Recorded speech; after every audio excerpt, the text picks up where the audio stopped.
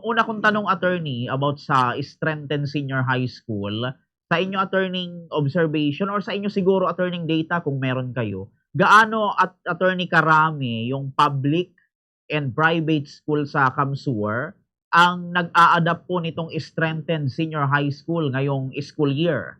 Lahat ba attorney nakakasabay, attorney Bogs? Actually, last year pa, Bumbukir, meron na tayong mga tinatawag natin na mga naka-pilot school na mga paaralan na actually last year we have public schools kada district. So kung meron tayong 5 congressional districts, kada district meron dyan tinatawag nating pilot school for the implementation of the senior high school curriculum. And yun, ang mga ginamit na last year pa yung ating strengthened senior high school. Yun nga lang, hindi siya naka-full implementation kasi mga pilot pa lang, kumbaga nandun sa kanila yung pag-aaral para sa pilot. And ngayong taon, school year 2026-2027, both public and private school tabi Bombokier kaipuhan na mag-adapt, mag-implement nitong strengthened senior high school curriculum sa grade 11. Kasi magiging full blast lang itong strengthened senior high school next year, school year 2027-2028. Kasi ngayong taon, meron pa tayo Bumbukir na gumagamit, yung grade 12 natin, ang ginagamit pa nila ay yung previous na curriculum under the K-12. Although, kung titingnan natin ngayon Bumbukir, may dalawa ngayon sa grade 12. Merong gumagamit na ngayon sa grade 12 na strengthened senior high school curriculum. Sila yung pilot. At meron din yung regular pa, yung nandun sa K-12 pa na senior high school na nasa grade 12 ngayon. So yun po ang ano to. Pero lahat ng publiko as well as private schools na nag-o-offer ng senior high school, lahat dapat na grade 11 nila gamit na ay ang strengthened senior high school curriculum.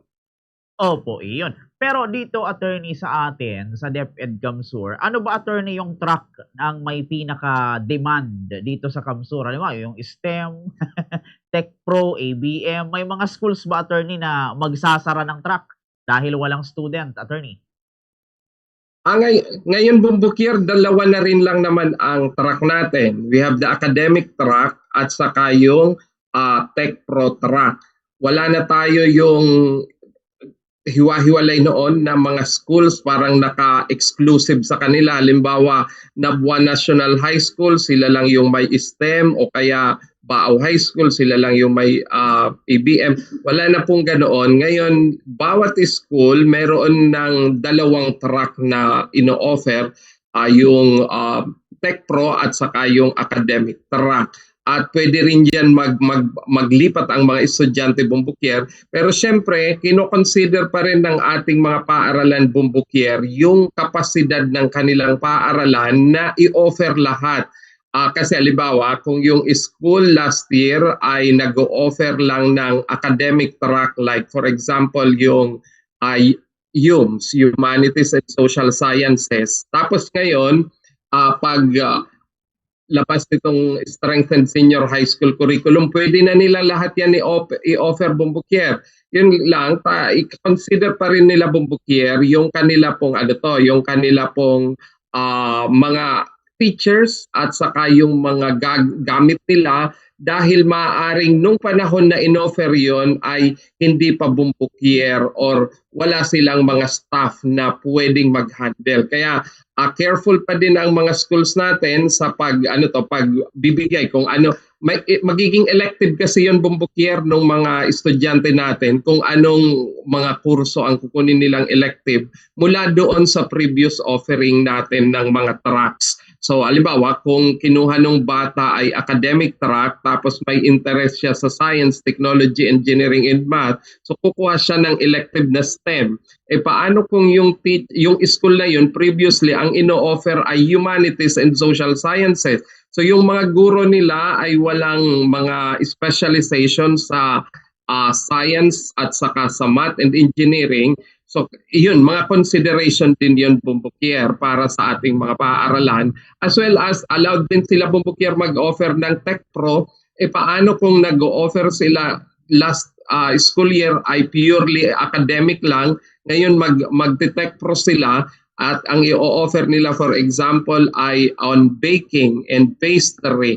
Wala namang mga gamit sa pagluto ng baking, ng pastry, kaya kinakailangan pa din na mag-seek ang ating pong mga kahit pampublikong paaralan ng permission pa rin na magbukas noon upang ma-check on curriculum-wise, Bumbukir, kung yung mga gamit na gagamitin sa pagtuturo ng tech pro like baking and pastry ay may magagamit talaga yung mga estudyante kasi yung paaralan dati ay nag-o-open naman ng academic track lang. So far, sa kasalukuyan ay siyempre dahil nasa adjustment tayo, ang feedback na nakukuha natin, Bumbukir, ay yung pag-adjust din ng ating mga paaralan sa course offering nila or sa track offering nila sa mga paaralan. Okay po. What about attorney yung ano, yung training ng mga teacher? Halimbawa, yung teacher training, retraining dito sa division, nag-start na ba ito attorney or magsa-start pa lang? Kailan ba siya magsa-start if ever? And sino attorney yung magpa-fund? DepEd Central ba, LGU o school attorney? Nung June 2 to 6, Bumbukir, meron ng training para sa ARTOT, yung tinatawag nating Regional Training of Trainers. So nagpadala tayo, yung Camarines Sur, nagpadala tayo ng mga trainer mula Kamsur para po sa iba't ibang component, iba't ibang tracks nitong senior high school. So nag-send tayo nung June 2 to 6. At yung mga yon yung mga pinadala nating trainer, sila naman po ang magti-train ng mga guro natin dito sa Camarines Sur. Nakaline pa, Bumbukir, actually ang training, sorry to say, na ititrain pa lang sila dahil kasama din kasi, Bumbukir, sa consideration yung procurement. Pinoprocure pa dyan yung venue, yung food, yung hotel na gagamitin ng pag-training. Kaya ang ating procurement, ang schedule pa para sa mga training natin for these teachers ay sa July magsisimula, Bumbukir. So baka sabihin ng ating mga tagapakinig, nag-i-implement na pero yung training ay sa July pa. Marami din kasi talagang consideration. Alam nyo naman sa gobyerno, every cent counts. Kaya talagang kinakailangan natin na iayon din sa procurement law ang pagbibigay ng training. Kasi madali lang, Bumbukir, kung yung tao lang ang consideration, ipunin lang natin. Kaso pag hindi rin kasi conducive, Bumbukir, yung espasyo kung saan gaganapin yung training, mainit, hindi rin siya makakatulong sa ating mga guro para mas strengthen yung kanilang kaalam. Kaya pinuprocure din po ng division office. So ang fund niyan, Bumbukir, galing sa national, idina-download sa atin sa division office yung fund, and tayong division na ang nagpuprocure ng venue, ng food para sa ating pong training. So ang ating pong mga guro ay magkakaroon ng training this July para sa strengthened senior high school curriculum. Opo. Eto attorney, paano kung halimbawa yung teacher ay math, yung kanyang expertise, tapos ililipat siya sa field of experience, yung elective, qualified ba siya attorney? Kung ang kinuha, Bumbukir, ng field nung bata ay merong kinalaman doon. So kasi dapat ibigay din sa kanila yung aligned, Bumbukir. Hindi pwedeng yung nagtuturo siya ng math tapos kasi kung titingnan natin yung field of experience, meron doon sa music, meron sa dance, meron iba-iba din na mga component. So dapat kung magiging, halimbawa, magmo-monitor siya ng field of experience ng mga bata, dapat yung ating namang ilalagay doon ay yung aligned yung kanilang learning area or yung kanilang field of specialization, because may kasabihan tayong, Bumbukir, you cannot give what you do not have or what you do not have, cannot teach what you do not know. So sabihin natin na oo, teacher, mayroon din yung basic ng professional as well as general na mga subject, pero wala pa rin kasi makakatumbas yung field of specialization mo ay doon talaga sa learning area na yon para makakapagbigay ka ng technical assistance as well as tamang pedagogy at saka tamang input doon sa mga mag-aaral natin. Opo. And ito pa attorney, may mga teacher ba attorney na nawawalan ng teaching load or teaching hours kahit hindi naman sila tanggal o natanggal? And paano yung sahod nila, attorney? Kung mababa yung kanilang load, halimbawa, attorney.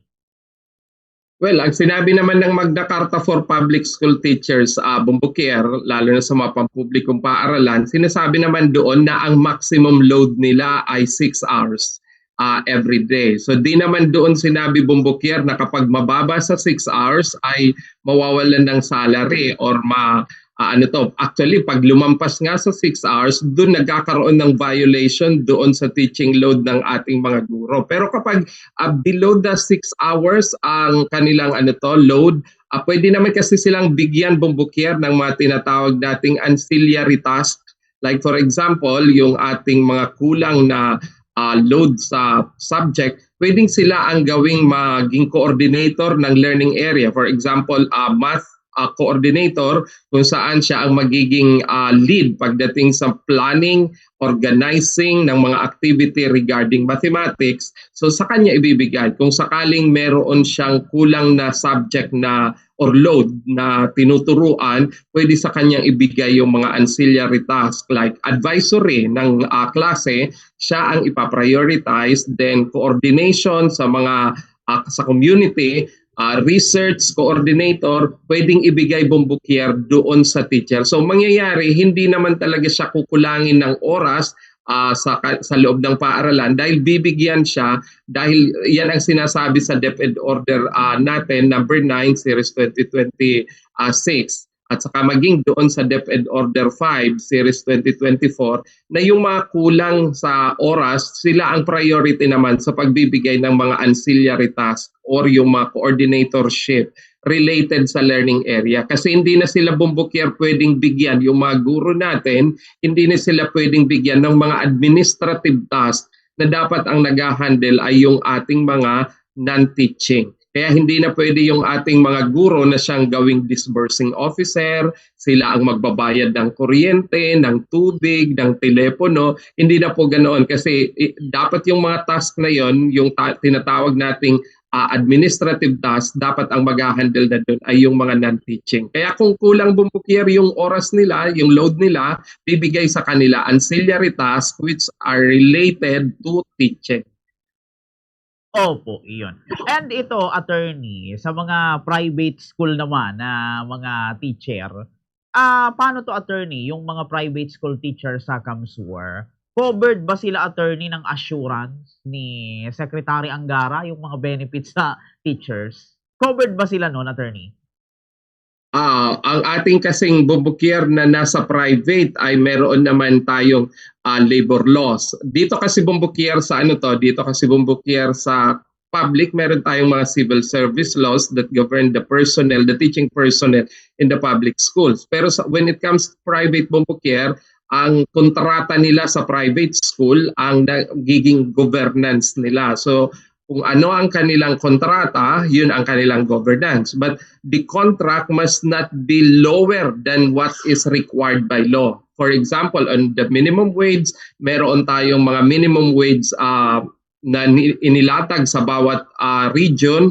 So hindi po dapat bumaba doon sa minimum wage. Kahit pa nag-entry into contract si private school teacher sa sa institution kung saan siya magtuturo, and the contract is law to them. Magiging batas yun sa kanila ang kontratang pinasok nila. Pero dapat kahit pumasok si teacher sa, alam nyo naman ang Bomboquier, yung nangangailangan, talagang papasok yan for experience purpose, for income purpose, papasok yan. Pero dapat kahit pumasok yun sa kontrata, hindi yun pwedeng gamitin na shield kung yun ay lower than what is required by the labor laws. So hindi pwede yun na gamitin o pumasok ka sa kontrata, di ba napag-usapan natin 250 per day ka lang, na samantalang 500 yung minimum. Hindi yun pwede kung mas mababa sa minimum. So, yan ang Bomboquier. Ang ginagawa naman ng gobyerno, merong assistance to the private schools. Kaya meron tayong mga ESC or meron din tayong mga voucher system sa mga private schools kung saan yung mga bata na gusto mag-aral sa private school ay subsidized naman ng gobyerno sa pamamagitan ng ESC at saka ng voucher system sa senior high. So, ibig sabihin noon, Bomboquier, wala namang total na separate talaga at wala nang assistance yung gobyerno. Meron tayong GATSPE, yung tinatawag na assistance to private education.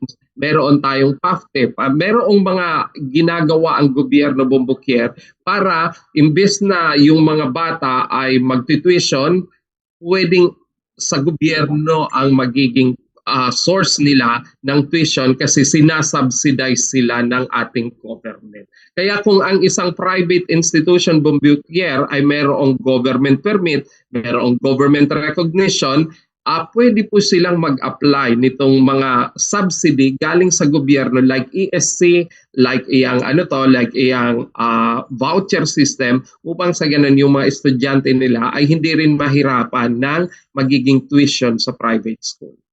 Opo, iyon. Very well said, attorney. So ito, attorney, bago tayo magtapos sa ating interview, kasi kukulangin na tayo, attorney, sa oras, siguro magkaroon na lang tayo, attorney, ng part 2 sa mga susunod na pagkakataon. Ito, attorney, tanong kasi ng karamihan, bakit daw, attorney, kailangan pang i-strengthen ang senior high school? Ano ba niya ang problema sa dating K-12 curriculum na nakikita dito? Ano, sa Kamsur, may problema ba?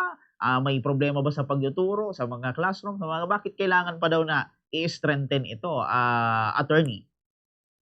Actually, ang in-strengthened lang, Bombokier, ay yung curriculum natin. Kung makikita kasi natin, like for example, yung old, meron yung 15 na core subjects. So yung 15 na core subjects na yon, parang siyang watak-watak, hiwa-hiwalay. Like for example, may core subject on philosophy. Na yung philosophy, pwede namang ipasok sa learning area ng humanities and social sciences. Meron tayong mga, like for example sa mathematics, merong general mathematics, merong statistics. These are core subjects. So pwede naman siyang pag-isahin na mag-fall lang within mathematics area. Ganon din yung science, separate yung biology, separate yung physics, separate yung chemistry na pwede namang pag-iisahin doon sa general science. So ganun yung ginawa, Bombokier. Kaya from 15 na watak-watak na mga core subjects, ginawa na lang, pinag-iisa siya tapos inilagay sa iisang learning area, kaya naging 5 na lang ang core subjects natin, Bombokier. So pinagsama yung mga language saka yung both English and Filipino, language saka communication. So English, Filipino, isang core subject yon. Then yung lahat ng humanities and social sciences, isa din. Tapos isa din yung doon sa math, isa sa science. So 5 na lang yung naging core subjects natin, Bombokier, para yung bata naman ay hindi malito na mathematics rin lang naman pala ito, bakit hiwalay pa? So yung, Bombokier, yung ginawa. Then dito din kasi, Bombokier, in-strengthen din natin yung pagdating sa immersion or yung sa experience ng mga bata para nang sa ganon ay mas ready talaga, job ready yung ating mga mag-aaral upang sa ganon pag mayroon tayong industry partner, kasi nagkaroon na tayo, Bombokier, ng mga job hunt yung mga estudyante natin na graduate ng senior high school. Marami tayong na-hire na mga galing sa senior high, na-hire nung nagkaroon tayo ng job placement sa iba't ibang partner agencies natin, partner industry rather, na mga nagbigay ng pagkakataon sa ating mga senior high school graduates na makapagtrabaho. Kaya in-strengthen natin ngayon, mas madami yung oras na para sa immersion ng mga bata sa field work, yung tinatawag nating field of experience, upang sa ganun, when they go out, they are ready, and also our partner will be satisfied. So yun yung mga in-strengthen natin, Bombokier.